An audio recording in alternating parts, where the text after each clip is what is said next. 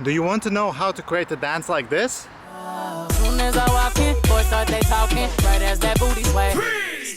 Lift up your people, from Texas, Puerto Rico, Milan to Mexico. Hey, I know, it's been a long time. I'm sure you saw Mi Gente's choreography dance. That's my excuse. That's the dance I'm been so busy with. A lot of people have been asking about the steps of creating such dance choreography. I'm preparing to have a little run and also try to record the video. Kinda doing two things at the same time. It usually doesn't work out, but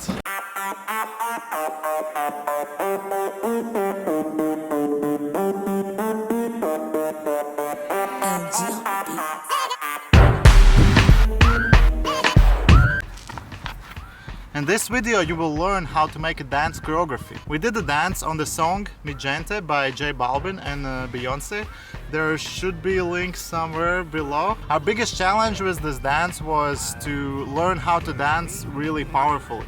We usually dance much softer. We didn't know how to dance to that song, how to step in the way that looks powerful. Let's talk about the steps that goes behind creating dance choreography. I divided everything in 10 steps. Step number 1 is picking the song. This is super important. The reason why we picked Mi Gente was that the remix by Beyonce came out just a few days before when we were looking for the song. It had really powerful groove, and this time we didn't want a Kizomba song because Kizomba song is only for Kizomba dancers. But Mi Gente would be for everyone. Like previously Despacito song, there were lots of remixes and it just went crazy. Step number 2. After you pick the song, you need to listen to the song together and decide on which part you're gonna dance to. Because there's a lot of things happening in every song. In interesting dance choreography, you keep changing different instruments. Let's say for 8 counts we're dancing on a beat, then another 8 counts we're dancing on the atmosphere, melody. We listen throughout all the song and we're like saying, okay, which thing are we gonna take here? How the dance is gonna develop? We decided on all of that before we even started thinking about dance steps. Now the step number 3 is coming with the steps. I'm not really creating super unique choreographies yet, so what I usually use for those choreographies is just my favorite steps, and then I'm watching the videos from my favorite dance artists, and if there is a step that I really want to learn, then I'm gonna put it in the choreography.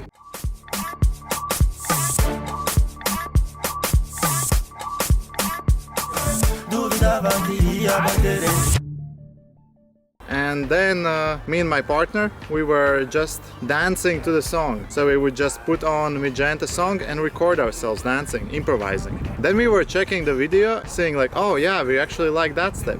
That step looks cool, maybe we should put it in the choreo. That's how we would put it together. I really love making choreographies because for me, that's the fastest way to grow. You need to analyze and know the song, so you really work on your musicality. And the second part is, if you really are going to challenge yourself in that new choreography, you're gonna put new steps. Learning new steps is always a good challenge. Step number 4. The next step is to keep revising and keep optimizing. Oftentimes we kept doing the moves and something just didn't click, something didn't work out, so we kept adjusting.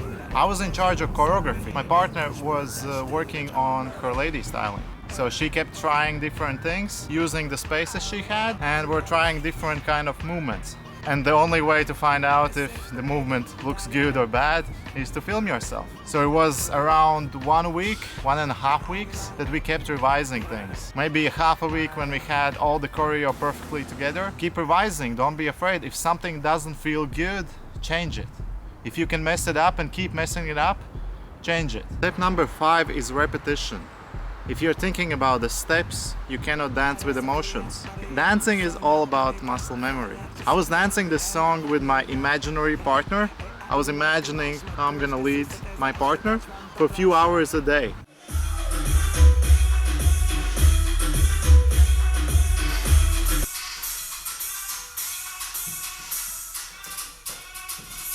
Then we were practicing the same movements together.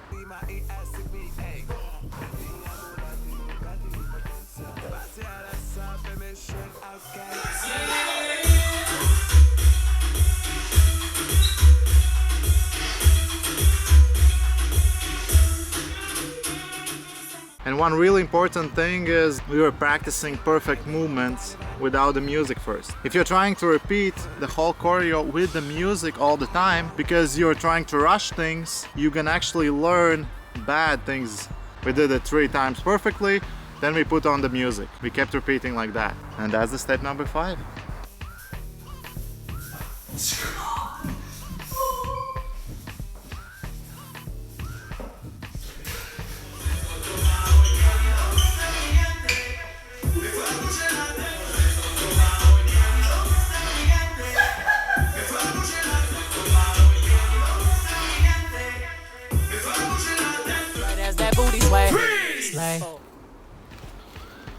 Step number 6 is give yourself a deadline. If you give yourself several months or you say, I'm gonna do the video when it's ready, it's never gonna be ready. We gave ourselves a deadline of 3 weeks and we filmed it once we started feeling, yeah, that starts to look like something we want. And because we knew we didn't have much more time, so we knew this is the last practice day, so we need to fix all those things and we need to practice as hard as we can. So deadlines are awesome.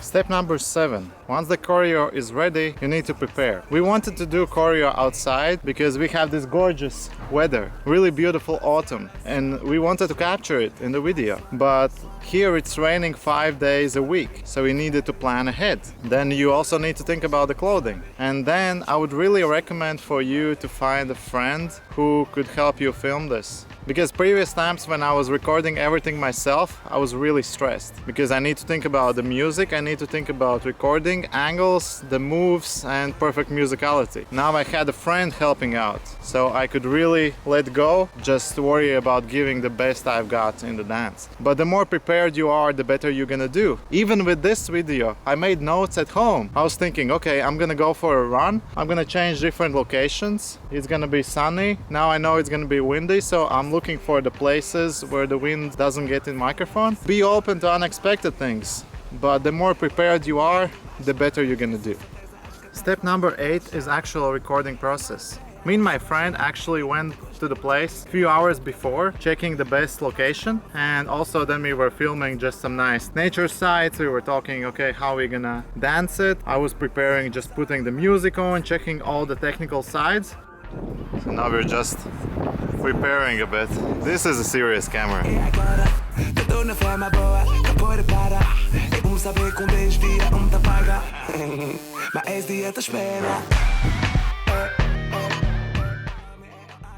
I'm always calculating 3 hours. 3 hours is optimal time when my mind is sharp. That's why I was counting that 1 hour would be preparation maybe, 2 hours max we would dance. Unexpected thing was that it's actually getting dark at 6, and at 6 then it's much harder to film everything. So daytime is super important. As for filming part, there were 2 angles. We were filming, one was static camera, another camera was where my friend was actually using it. We probably danced like 10-12 times, so we had 24 videos to choose from. Different angles, so we could afterwards edit the video and present the moves from the best angle. Let's say that big turn, it looked best just from one angle. From other angle, it didn't look far as powerful. The more videos you record, the more footage you have to choose from. When you don't know what you're doing, just film everything. It's gonna take more time to edit, but at least you will have that content. When you get more experience, then you're gonna optimize this more and more. That's a gradual process.